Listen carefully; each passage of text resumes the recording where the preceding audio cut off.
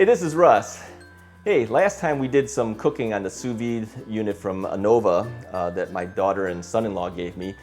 And the more I thought about it, I said, I think we can improve on that. The one thing I thought that I would like to be able to do is monitor the actual internal temperature of the meat. That's something that's kind of hard to do when you're using a bag and putting the meat inside the bag and sealing it up. But I think there's a way that we might be able to do this. So what I did is I pulled out the Thermoworks smoke unit that I use when I'm smoking outside with my Weber Smoky Mountain smokers.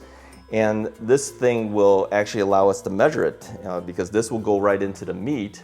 The probe will go right into the meat. And the problem is how do you get this through without all the water coming into the hole that you may poke through the bag? So I'm just gonna tape it.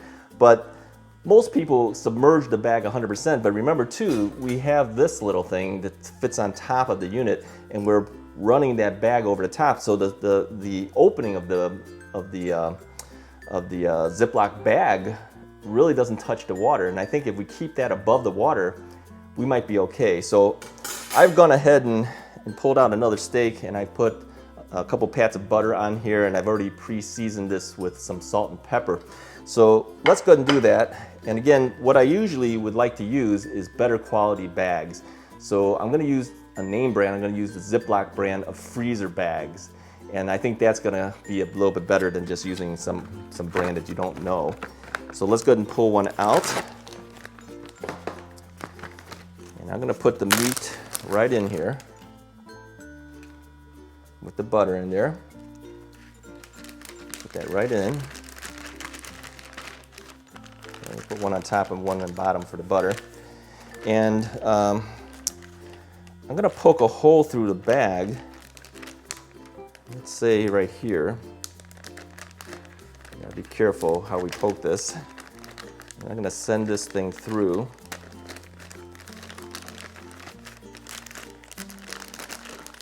A little bit tough to maneuver a little bit, but I think we can do it. And now I'm gonna put this right in the middle of the meat. So it'll measure the meat's temperature. Then, like last time, I'm gonna submerge this into the water so that we can take out all the air and go as high up as we can before we hit the actual zip. And I'm gonna Ziploc this now. Keep in mind that we still have a hole in the bag, so keeping that above the water for now, I'm gonna take a little bit of white duct tape. Yeah, they do sell this in colors. Let's go ahead and take some tape. And I'm gonna tape that hole. Now you may say, is that tape clean? Is going into the water? Well, the water never really touches the meat, if you think about it. And this is gonna be above that water because we have this. So I'm gonna stick this grate in here.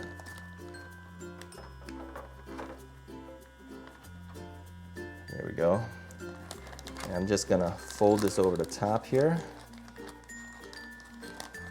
Let's do it like this. And I have a binder clip. I'm just gonna clip that right here. We'll keep this right above the water level. In fact, I think it's probably better if we do it this way. Now let's go this way with it. Then we know that the hole is definitely above it. There we go. All right. Put the cover back on. Now the water's been heating up a little bit already. Oops, the other way. Go that way with it. And we're about 85 degrees. Now I had set this for, I don't know what I set it for. Let's go ahead and stop this for a second here. I'm gonna set the temperature here. Let's set it for 145 degrees. And then I'm just gonna start it up, all right? Now you notice too that this time I didn't set a timer on it. And the reason is because I'm not gonna go based on the timer. I'm gonna go based on what the unit tells me here. So if we take a look at the remotes here, according to this, we're at, I'm gonna look here, 51.2 degrees for the internal temperature of the meat. We're just gonna keep this going until we hit, I don't know what, 142? Let's try for 142 internal temperature. When that hits 142, we're done. We should be probably somewhere between medium rare and medium. So stick with me, let's see where it goes. We're just gonna let this run. I'll be right back as soon as this thing hits the temperature range. Okay, I said we were going to take this up to 142 degrees. The temperature of the water is right now 145, which is where we had set it originally for. And checking the monitors here, it says the internal temperature of the meat is at 140.9 degrees. Now it takes about 15 seconds to update the remote. It only checks it every 15 seconds. So this one's a little bit more accurate, but we're close. So we're within about 1 degree at this point of this thing being finished. When it actually hits the 142 mark, I'll just put this one this way so I can see it. When we hit the 142 mark, I'm gonna shut ourselves down and take our meat out. Then we're going to put it on the grill. Now, we're not using a regular grill. I'm actually going to be using a cast iron skillet that has grill mark abilities. I'll show you that in a moment here. But we'll just wait a moment longer and we should be at our desired internal temperature. Now, interestingly enough, I took a look at the time. Last time we set for 45 minutes and we are currently right now at about 50 minutes in. But we were taking this water from room temperature. I didn't use the hot tap water. This water was sitting overnight, just sitting in our room. So it took it from room temperature up to the 145 degrees that the water bath needed to be in. So it added an extra 5 minutes or so to the time. I think, you know, by the time this is finished, because according to this, we've got 0.7 degrees more to go. It'll be about 50 minutes. So I think the time was pretty accurate, about 45 minutes for that other one, about 50 or so minutes for this one, taking it from room temperature water. So stick with me, we'll see where it goes.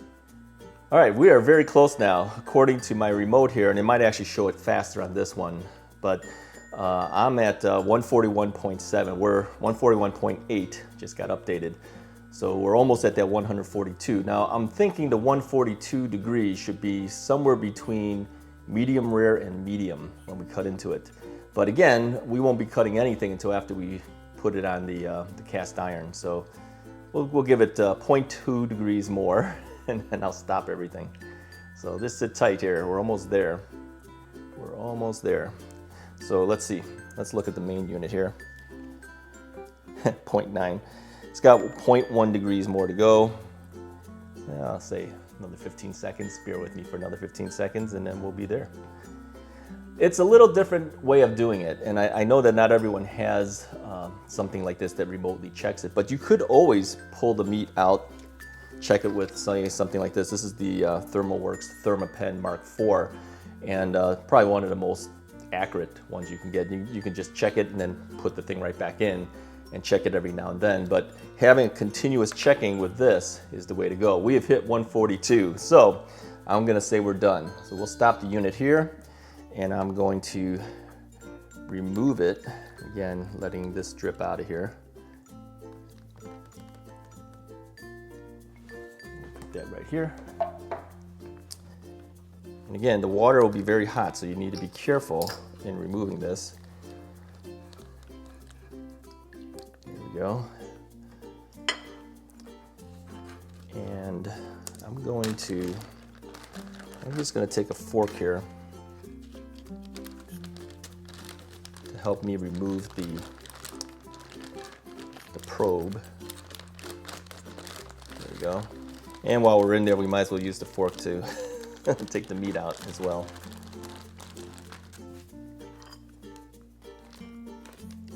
There we go. This can just sit here for a bit. I'm going to bring us over to the cast iron skillet now, and we're going to grill this. But before we do that, we're going to have to make this less wet. So I'm going to take some paper towels, blot it dry, and then we'll go ahead and go over there and finish off. Okay, let's go ahead and put this on the cast iron skillet here. I'm going to let this sit on here for a good minute, minute and a half, something like that per side. And that should get us some better grill marks on here, because this is a grill type pan. This is a Lodge pan actually. And you don't need to have this. You can use any type of cast iron. Cast iron seems to be the best way to do it, because it'll give you good browning. If you don't have one of these, any type of skillet would be fine. You could also use, if you wanted, you can get one of those blowtorch things and blowtorch it if you wanted to. But I think everyone has a skillet, some type of skillet, if not a cast iron, some type of other skillet. Cast iron retains the heat very well, and really the preferred method. Just let that go for a little bit.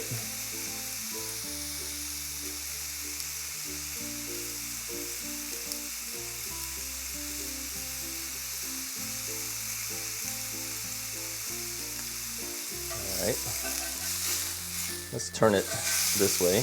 Get a cross hatch. Let that go.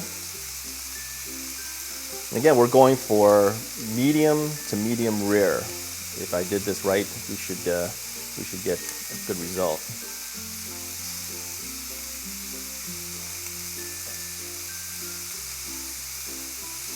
All right, let's flip it over.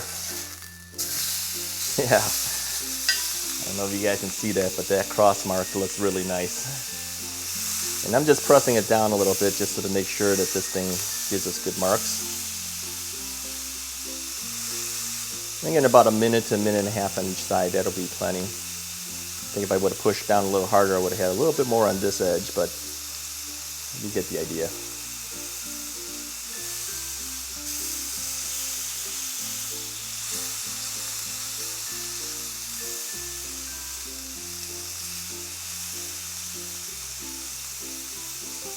Okay, I'm going to take my gamble and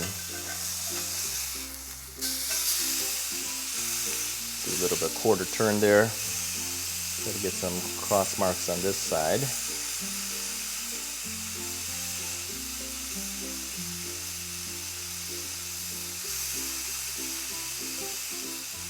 Yeah, with cast iron skillets, you definitely want to have some type of oven mitt or something to put on the handle, because the whole pan is going to get really hot, including the handles. So never forget to put one of these on there. All right, I think we're done. Just for fun, let's see what the other side looked like. I think the first side looked better. Let's flip it back over. All right, I'm gonna bring it over. All right, now it's time for the moment of truth. Let's cut into this and see what we look like here. So I'm gonna do the same thing as I did last time. I'm gonna just cut it right down in the middle here. And this should be medium to medium well. Yeah. Medium to medium rare. I'm saying the wrong things. Anyways, you know what I mean. So I think it's gotten there. You can see that it's actually less pink now than it was before. And I'm gonna cut a section off of it here and give it a try.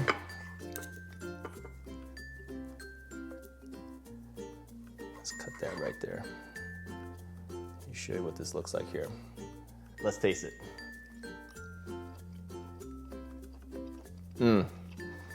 This is what I was hoping for last time.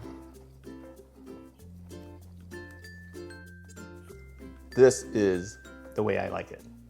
Somewhere between medium and medium rare. So I think that was the right decision. Go for the internal temperature of 142 degrees. I think that would make a big difference. Hey, if you like the video, hit the like button, hit the share button, hit the subscribe button, hit every button. And then you'll see more videos from me. I'll talk to you guys next time.